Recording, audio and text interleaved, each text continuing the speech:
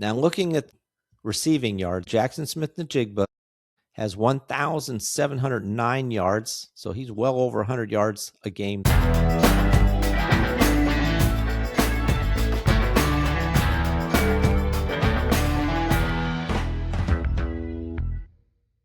Welcome to Just the Stats, NFL Top 10's for Friday. My name's Ernie Jennings. I'm your host, and we are going to be talking about the season leaders going into the last week of the season, and I'm looking forward to it.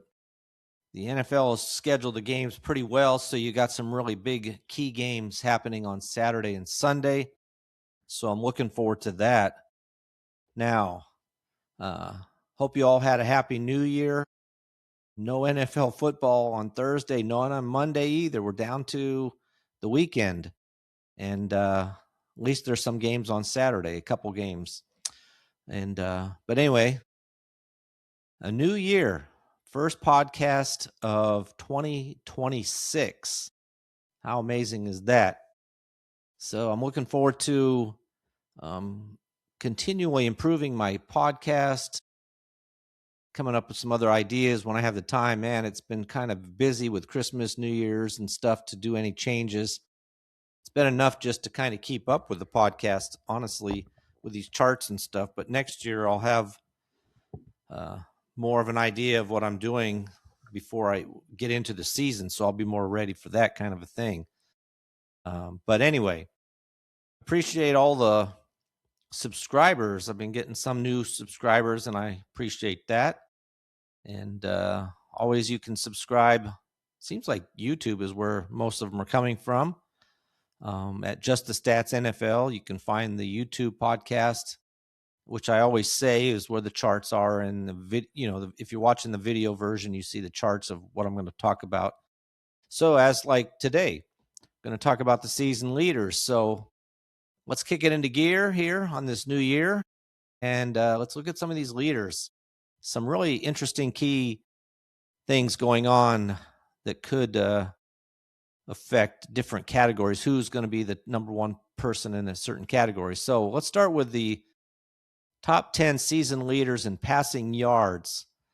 Well, last week it was Matthew Stafford. He had jumped over Dak Prescott. Well, Dak Prescott got the lead back and now has a little bit of a lead, about 34 yards over Matthew Stafford. So Dak Prescott has 4,482 yards.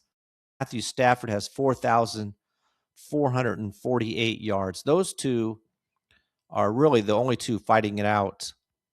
And I'm assuming at this point that they're both playing on Saturday or Sunday, whenever they're playing. But those two are the top two players. They've got a 200-yard lead over Jared Goff, who's in third with 4,233. Drake May is fourth.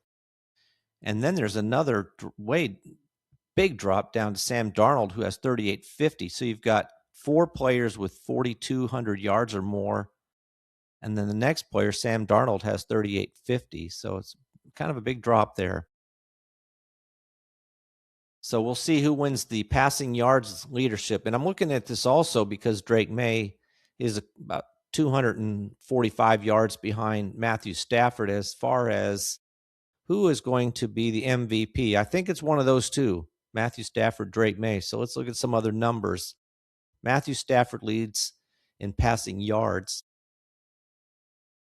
In passing touchdowns, Matthew Stafford has a huge lead in this category. He's got 42 passing touchdowns so far this season.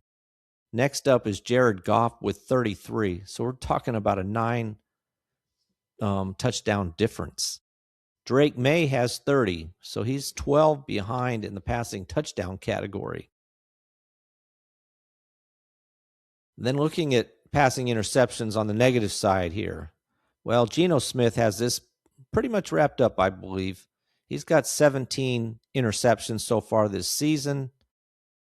Tua Tagovailoa has 15, but he didn't even play last week or the week before, and I don't think he'll play on Sunday either, so he should stick at 15. And then Sam Darnold for the Seahawks has 14, which really is interesting He's got a lot of interceptions, and yet they're one of the best teams record-wise.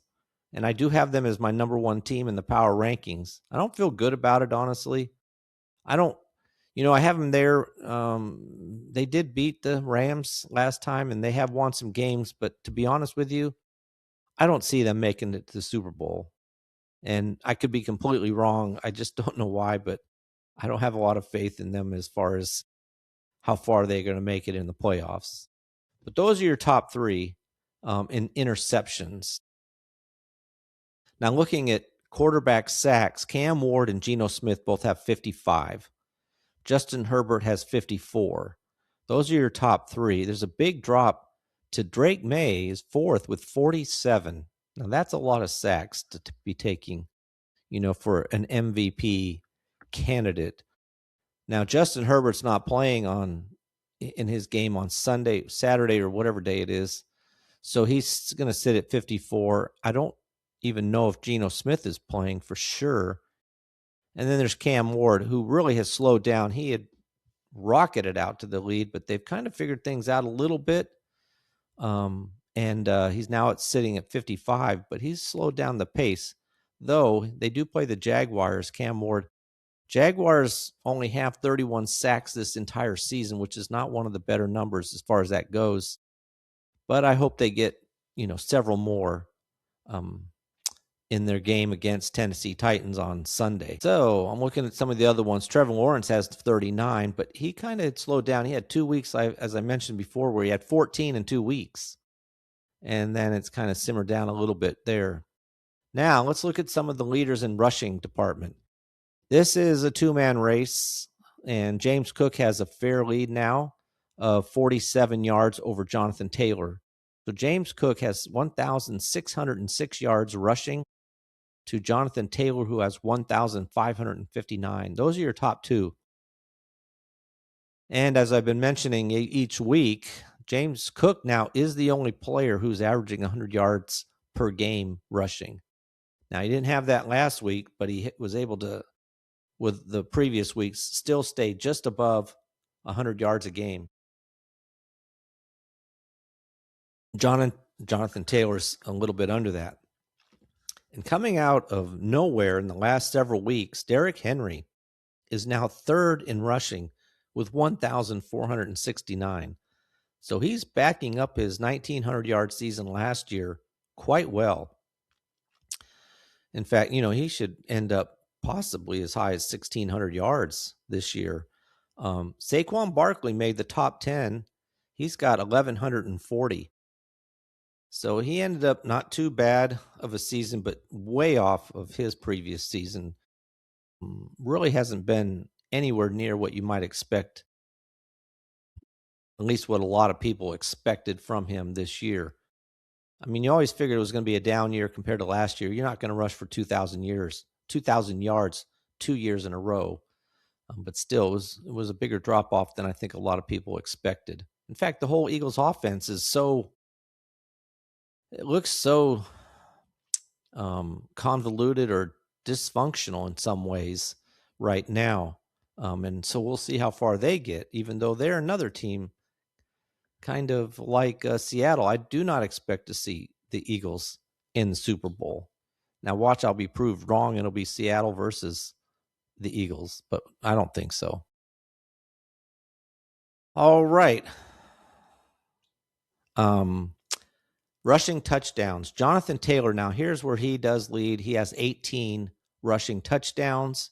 Derrick Henry's up here again. Last year, Derrick Henry led the league along with Cook and I believe it was Gibbs with 16 touchdowns. And Derrick Henry now has 16 again this year. That's because he had 4 touchdown rushes last week alone. But Jonathan Taylor has 18, Derrick Henry 16. And then you got Josh Allen with 14, quarterback right there. And James Cook, he's got 12. So between the two of them, they've got 26 touchdowns. It's pretty good.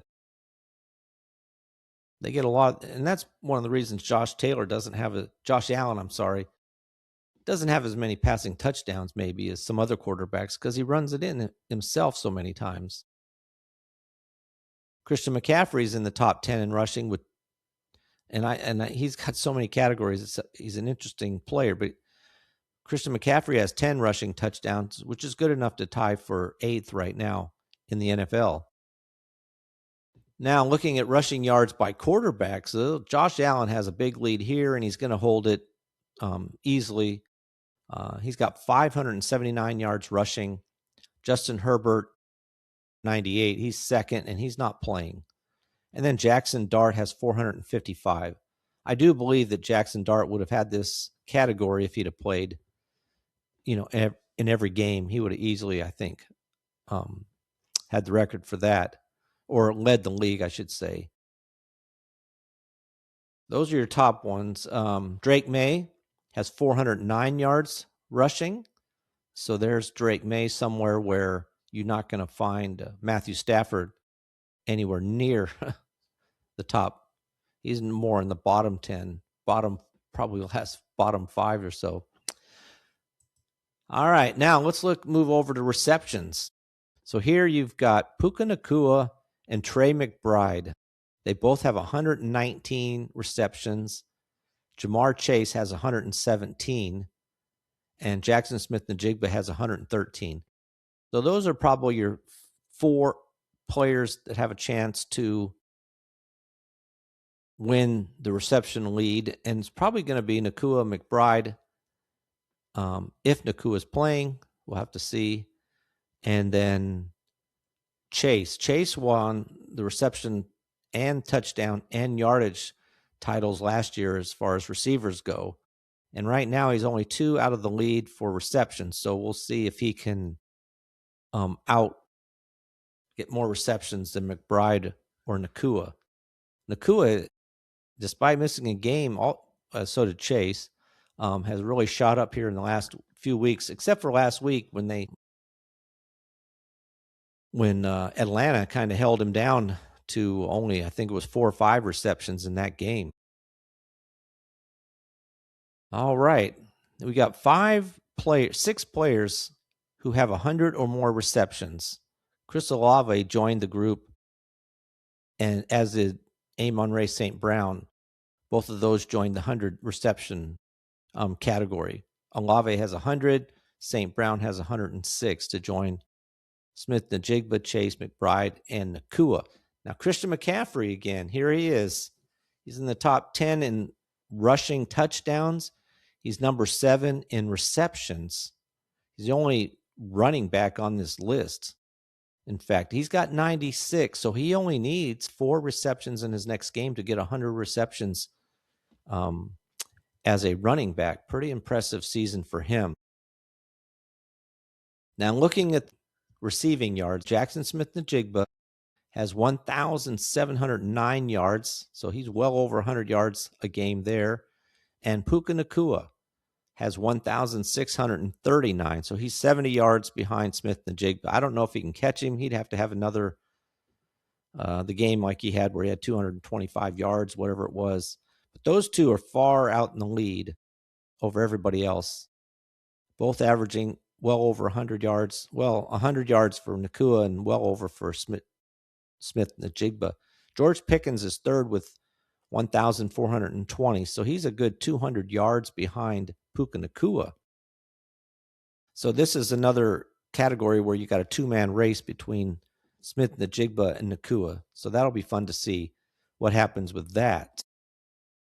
Now, on this list, you do have George Pickens in third, like I said, with 1,420 yards. And you've got CeeDee Lamb, who's made it onto this list with 1,073. So even though CeeDee Lamb missed him a little bit of time, he still made it to 1,000 yards this season. So you got 2 Cowboys on this list with 1,000+ yards receiving. Now, looking at receiving touchdowns, despite the fact that Davante Adams is going to miss he's already missed 2 games, probably going to miss this next game. He'll probably end up as the leader in receiving touchdowns this year. He's got 14. And the next best is St. Brown for the Lions, has 11. Trey McBride for the Cardinals has 11. And Dallas Goedert for the Eagles has 11. Now, Dallas Goedert, he doesn't get many receptions per game, but lately he seems at least one of those receptions is a touchdown. Also on this list, when we're talking about teams with a couple players, so you got Devontae Adams in first with 14, and you got Puka Nacua tied for seventh with 9. So between the two of them, they've got 23 receiving touchdowns. Pretty good team there. I'm really surprised by the way that they lost to Atlanta, the Rams, that is. And maybe Devontae Adams is a bigger plays a bigger role than it appears when you watch the games, I think it really helps out Puka Nacua when Devontae Adams is also on the field. All right, now let's look at receptions by running backs. Christian McCaffrey leads this category by a long shot. He's got 96 receptions, as I mentioned. Bijan Robinson for the Falcons has 76. He passed Jahmyr Gibbs, who has 74. Those are your top three. No one else has even 70. So that's been really an impressive couple of players. Bijan Robinson's been incredible. It's unfortunate, despite how well he's played, that the Falcons were not able to make it into the playoffs. And, they are kind of an interesting team because sometimes they look really good, as they did against the Rams, and sometimes you wonder what are they thinking? It's kind of an interesting team. So we'll see how they do next year, but they're done. Despite the fact that they could end up with a tie equal, all three of the top teams in their division would be 8-9. But the way the scenario works, the Carolina Panthers would still win the division. All right. So we've got Christian McCaffrey in 3 categories. And here's a fourth one. In receiving yards by running backs, Christian McCaffrey has 890 yards receiving yards as a running back. Bijan Robinson has 810. So there's 80 yards between the two of them. Christian McCaffrey, I know, was trying to get to 1,000 yards rushing and 1,000 yards receiving. Probably very doubtful. He's been really being held to more around 40 yards a game lately. So I don't see him quite making 110 yards unless he happened to have a big breakout run, a little screen pass that he runs for 80 yards or something like that. But I don't really see him getting 110 yards receiving. Not impossible, but last week he had 41 yards. So that kind of tells you it's not going to be easy. Though he did run for 140 yards last week, something like that. Now, those two players, McCaffrey and Robinson, are just way miles ahead of anybody else. Jahmyr Gibbs is third. And as I said, Bijan Robinson had 810 yards. Gibbs has 580. So you're talking about 230 yards difference between Robinson and then, 310 between Gibbs and McCaffrey. So huge difference there. Really big. Now, let's move on to touchdowns, total touchdowns so far this season. And that's Jonathan Taylor still. He's got 18 rushing. He's also got 2 receiving. So he's got a total of 20 touchdowns this season, which leads the NFL over Jahmyr Gibbs for the Lions, who has 17. And here he is again, Christian McCaffrey, who has 17. So Christian McCaffrey has 10 rushing touchdowns and 7 receiving touchdowns. Really split there pretty well. Derrick Henry is 4th with 16. So he's really improved his lot so far. Now on this list, you've got Josh Allen with 14 and James Cook with 14. So like I said, they've got 28 between them. And then you've got Devontae Adams with 14, which is good enough to tie for 5th. And you've got Kyren Williams with 13, good enough for tie for 9th. So between those two, they've got 27 touchdowns. So there's 2 teams here with 2 players on the top 10 list.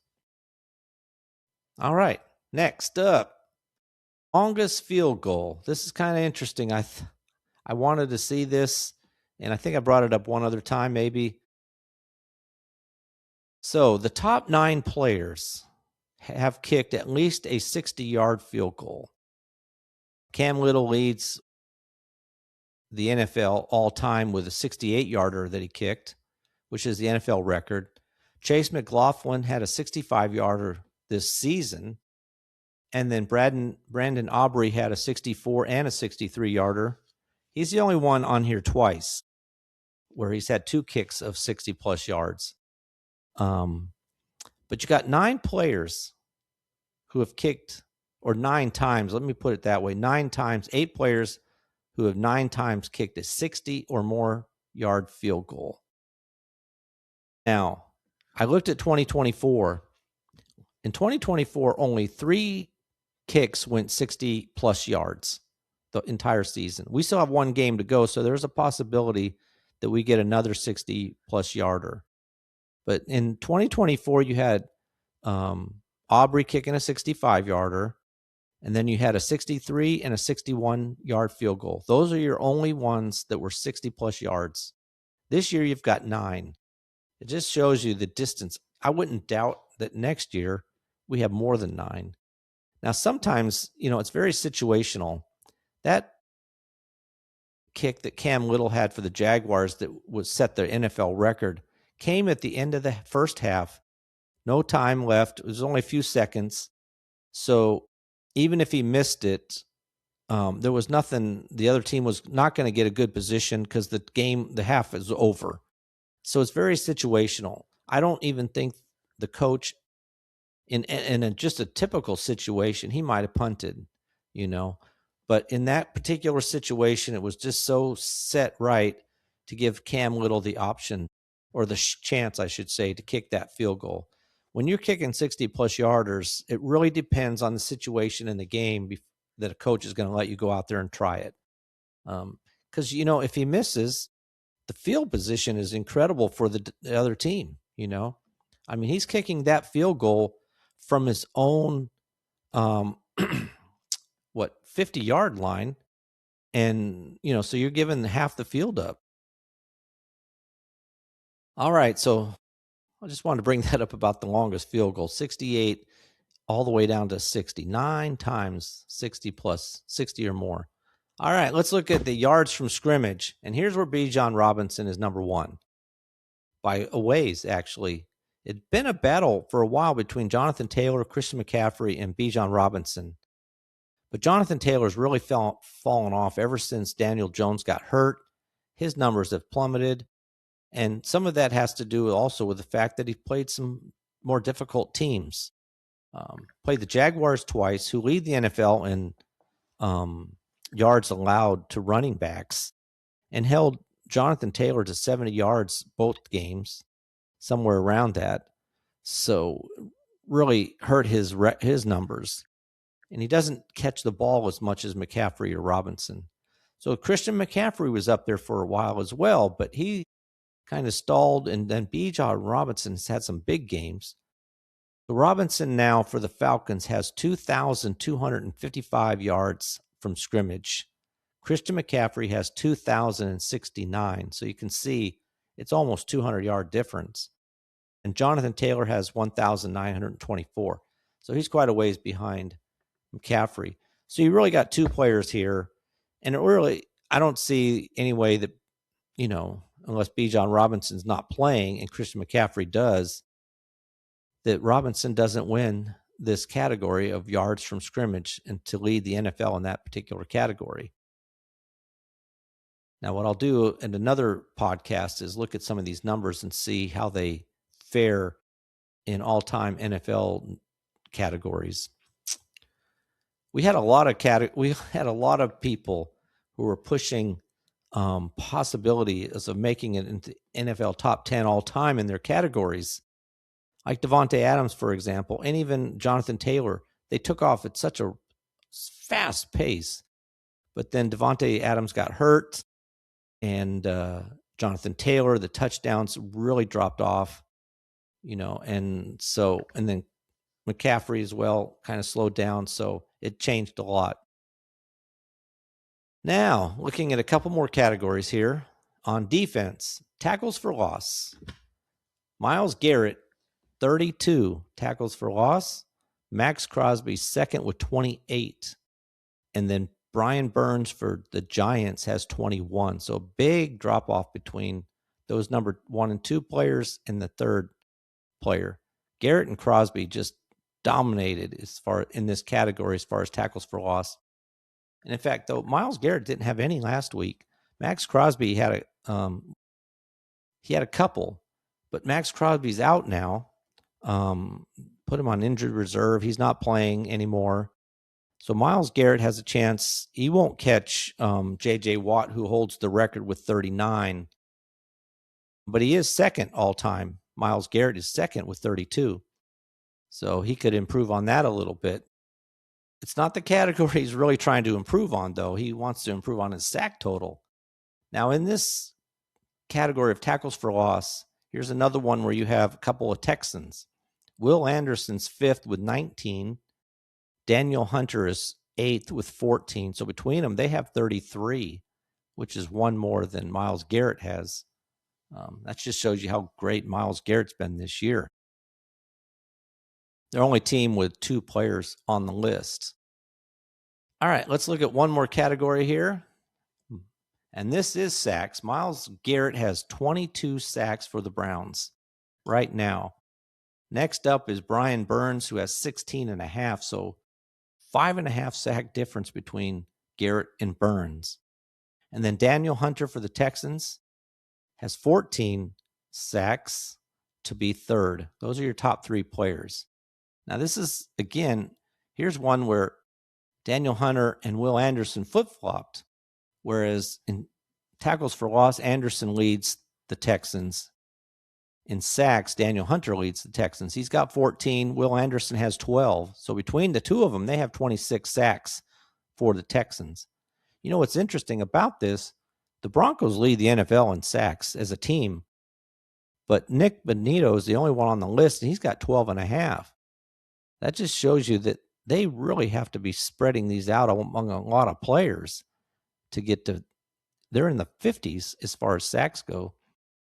So they're really, man, they've got to have a lot of players from 10 to the top 10 only runs down to 11 sacks. So they have to have some players. I should look it up at some point and just see how they're split these sacks for the Broncos. All right. That's a look at that. I don't see another team. The Lions, here's one. Aiden Hutchinson for the Lions is fourth with 13.5 sacks. And then Al Quadin Muhammad has, for the Lions, also has 11. So between the two of them, they have 24.5 sacks. So in this category, Myles Garrett, according to the official numbers, needs a half a sack to tie for first all-time in sacks with 22.5. He needs 1 total to tie the unofficial record of 23.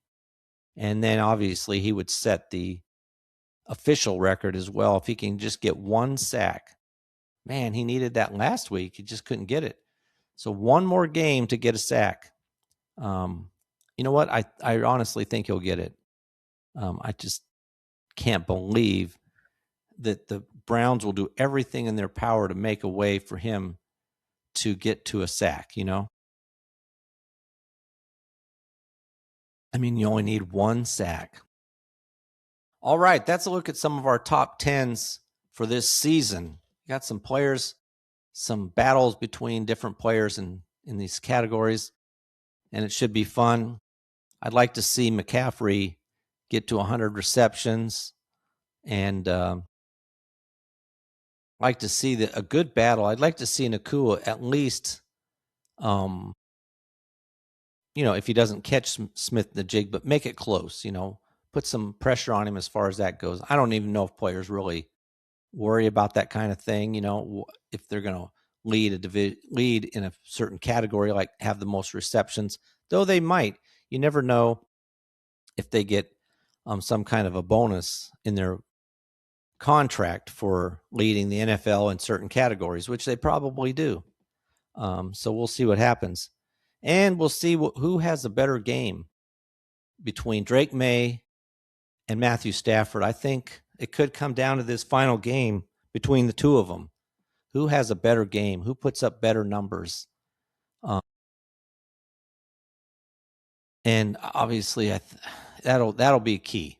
And I don't know how close it is in reality, but those seem to be the two players I hear talked about as far as MVP categories. Josh Allen was up there, but he didn't have a good game at all either, as did Matthew Stafford. And then, believe it or not, I heard Trevor Lawrence's name brought up, but not as somebody who actually win, but somebody who might get a few votes as a, third or fourth, fifth, however far down they vote, kind of on there. But the idea that he's even being mentioned, and that's all because of the last 5 weeks. If you went by the first 5 weeks of the season, he was a bottom half of the NFL as far as quarterbacks were going. But I don't know. The light switch turned on, and he's definitely been a new and improved quarterback for the Jaguars. Sorry to ramble on about the Jaguars, but sometimes when I'm looking at these numbers and I see Jaguars in the top 10 in different categories, I'm like, wow, that is new. You don't see that much. At least in the last few years, you don't see many Jaguars anywhere in the top 10 in any category. So it's kind of nice to see it for a change. All right, that is a wrap. I'm toying with the idea. I don't know if I will. It just depends on what's going on with me and in my situation at home, if I'm doing something or if I'm told I'm doing something. But I was thinking about doing a podcast even on Saturday night after the 2 games on Saturday, just to throw that in as kind of a bonus one, and then have another one on Monday, after all the Sunday games. There is no Monday night game, so I wouldn't have to worry about that either. So we'll see, but it's exciting. I'll be bringing up the season numbers for the entire season next week, and I'll throw in there also anybody who was able to make it in the top 10 all time in the NFL in a certain category in a season level. All right. Appreciate you listening. You can find this podcast on YouTube at Just the Stats NFL, where, as I've always say, you find the charts and everything. If you want to look at those, you can also just listen to it there, leave your comments. And as I said at the beginning, I appreciate you, all those who have subscribed. And you can also find the podcast, if you're just listening to it, driving, whatever you're doing, on Spotify, Apple, wherever you happen to get your podcasts, obviously. And appreciate, again, as I always say, thanks for listening. And that is a wrap for this episode of NFL Top 10s for Friday. I'll see you on Monday or maybe Saturday.